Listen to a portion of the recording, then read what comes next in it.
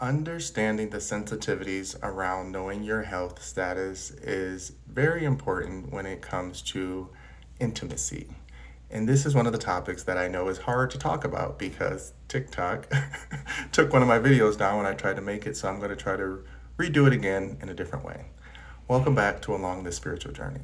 So, the video I was talking about when it came to understanding your physical health as well as your intimacy health is it's not an easy topic when it comes to people becoming, I would say, affiliated with certain diagnosis.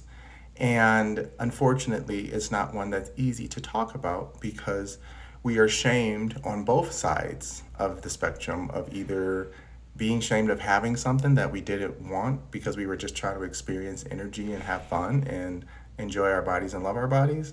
And then there's the other side of it where we're taught to fear it and stay away from it and go get checked up and make sure that we're okay and to know our status. And so there's a level of fear around it. And so when we bring these two worlds together, it's becomes this weird battle of fear and shame. Neither one of them is something that the human condition is really built to sustain, which is why we tend to create a lot of different stereotypes and stigmas around how we then interact with others. I've said this before, I've been guilty of it in the past. I'm an old school gay, so for me, we were taught to fear everything. We were taught to make sure you take care of yourself and wrap it up and make sure that you're not putting yourself out there and exposing your energy overtly so that you're being used by somebody else's need to get off, right? The thing that I wanted to talk about is when you have intimacy positivity, um, it's okay to be open and have multiple partners. It's okay to be open and know that you can be as free as you like. But there is a dual side that's a double-edged sword, which is people who aren't safe, people who don't play it fair and are honest up front and have the conversation with each other. Because the thing that I've learned for myself is that when I bring the topic up, if I say anything that sounds like I am trying to isolate or ostracize, then I become someone who is now villainized versus someone who's just talking about their autonomy and wanting to make sure that I'm okay and healthy and safe as well. The same thing for the person on the spectrum of the condition.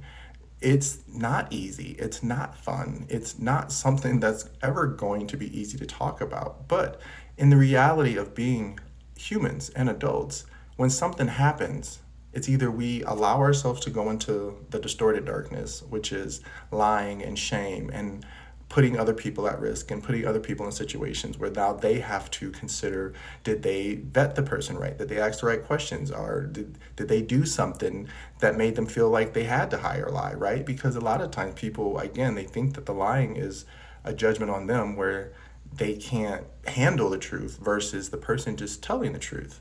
And I'm not trying to shame, again, anyone who's going through this situation because I have friends and family who have gone through the situation and they talk to me and I talk to them and we have these conversations because they need to be had.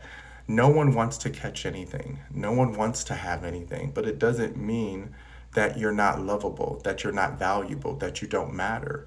On the spectrum of, it doesn't mean that that person who's going to choose to interact with you doesn't have the right to choose if they want to take on that emotional, I'm going to say, understanding, because it's not baggage. It's not something that's negative, but it is something that people forget when you see someone you care about going through something, and no matter how much you tell them you care about them and you love them, if they don't see themselves as that and they push you away, now you both are feeling rejected and you're in this energy loophole, angry at this thing that created distance between you. Because I tell people, don't get mad at people, get mad at these little bugs that keep creeping into our lives and conditioning us to believe that we're not worthy of having more. We can always have more, but it's about being smart and understanding that as long as we keep communicating and having conversations without feeling like we're being attacked on either side, then we're going to get to a better place of understanding how to be healthy for each other and self. The most important part of this topic that I've said before to people is I have the right to know just as much as they have the right to disclose. I have the right to disclose just as much as they have the right to know. If you are in a sexual or intimate situation, you have to communicate. You're just not going to get around it. And I want people to remember it's important to not feel bad about talking about something you have triggers around, right? We have all been taught to fear different parts of life and conditions that happen to us. But when we really step into it and lean into it and have the conversations about it, and people allow us to have the space to talk about it, then it's a lot easier to get to a place of solace and understanding, right? Because the thing that has become so taboo is people have become martyrs to the cause, and now they become reverse bullies to the point where it's like, well, if you can't accept this person, I don't accept you. I've never been that type of person. I say, listen, I don't accept this behavior, or I don't accept this thing that I don't want to take on myself. But it doesn't mean that I don't accept that person as a human being and that I can't respect them and love them and see them as all the value that they are. We can always be interchangeable. I think we're so used to it being all or nothing, and then people get left with nothing. And then that's where the isolation and depression comes from, because now it feels like you can't even talk to this person or have an open conversation with someone about their intimacy status. And it's not, again, to try to make anyone feel bad, but if we're out here having fun and, we're a community now of pills where everyone just says take a pill and get over it, I still feel that is kind of disheartening on both ends of it, where, again, from myself, I've never had to take pills for anything. And I'm not saying that that's me trying to act like I'm better than someone, but it's like, if I haven't had to do it before, why am I going to start doing it now just for the off chance of me encountering someone who doesn't know or hasn't disclosed? I can respect that, but I still should know, right? It's trying to get it back to this anonymous and not knowing anything, to me, is very contradictory to being confident and knowing yourself and speaking up and holding space for yourself and others. Because I think the most important thing to say is, if I had any situation where it's a intimacy status issue, then I would disclose to the person and I would let them know beforehand, before getting involved with them, what's going on. I know it's not easy, but this is the part of emotional intelligence that we're not talking about. We're not talking about the deeper depressions in the worlds of isolation that create subcultures of distorted acceptance, where people then abuse the medications and they abuse the status and they abuse it to the point that people don't know what to trust anymore. And it's one of those things where we all have to take ownership of how we interact with each other on intimacy levels. Again, there's no judgment. I just think it's unfair that if we talk about it, we're damned if we do. If we don't talk about it, we're damned if we do. So it's really important to be adults about these topics, since we're interacting with them, and understanding that our body is the most important thing that we have on this earth.